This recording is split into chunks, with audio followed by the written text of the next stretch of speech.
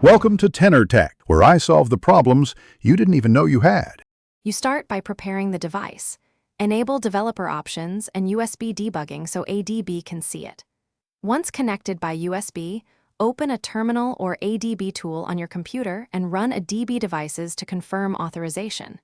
If prompted on the phone, accept the RSA key so your PC can access files. After that, navigate into the shell with a DB shell and change to the /data directory. This gives you immediate access to app data areas. Make sure you understand once inside /data, inspect contents using lsla to reveal ownership and permissions. If you need an app's private data, use run as package. Name to access its folder or use su on rooted devices. When copying, use a DB pull to take files to your PC and a DB push to restore them.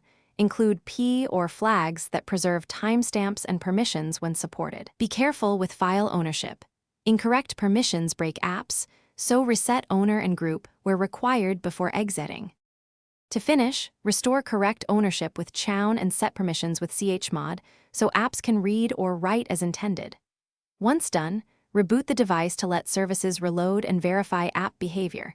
Many issues clear after a restart.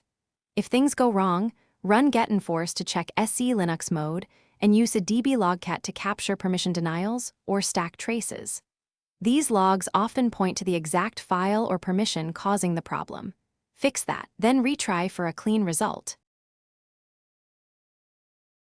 Thanks for watching. Subscribe to keep your life in tune.